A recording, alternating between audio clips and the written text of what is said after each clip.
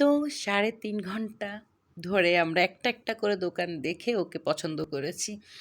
ওকে নিয়ে আমরা এখন বাসায় ব্যাক করছি। আর এই সারারাত আসলে 11:30 বেজে গেছে। ওরা দুজন খুবই ক্ষুধার্ত, তাসুয়ার বাবা। আমি আসলে ক্ষুধার্ত না। আমি ওকে পেয়ে আমি পুরা ক্ষুধা-টুধা ভুলে গেছি। আমি আসলে খুবই এক্সাইটেড। আমার মাথায় শুধু এখন ওই আছে।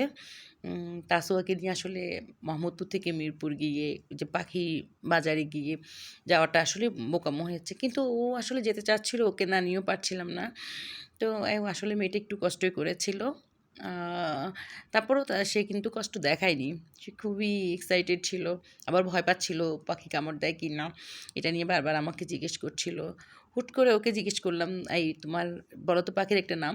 তো সে হঠাৎ করে আমাকে একটা নাম বলল, জিমি। আমি অবাক। আসলে নামটা সুন্দর ছিল। তারপর ওর দেওয়া নামটাই পাখির জন্য রাখা হয়েছে। আহারে! আমার মেয়েটা কীরকম কালো হয়ে গেছে রোদে পুড়ে। তারপরেও সে কিন্তু এটা বোঝাচ্ছে না। 11:30 পর্যন্ত কিছুই এখনো পর্যন্ত খায়নি সে। আর দেখি ও ভাইদেরকে দেখাবে সেজন্য বারবার বলছিল, "তাড়াতাড়ি যাবো, ভাইদেরকে দেখাবো।" আমরা আসলে বাসায় বলতে আমার কাকার বাসায় বেড়াতে আসছিলাম, সেখানেই যাবো এখন। তো পাখিটা আসলে আমার আচ্ছা, ওকে নিয়ে আমি আবার যখন একটু শহরটা দেখাচ্ছিলাম, সে কিন্তু দেখছিল। চারদিকটা খুব ভালো করে দেখছিল। বারবার আমি চেষ্টা করছিলাম আমাদের দিকে খুব ফেরানোর জন্য। তারপর ফিরছিলই না ও।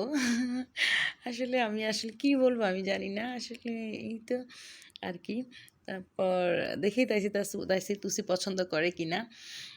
পছন্দ তো করবেই। আসলে আমি কারো পছন্দের জন্য না, আমি আমার জন্য আর তাসুয়ার জন্যই এটা নিয়ে এসেছি ওকে।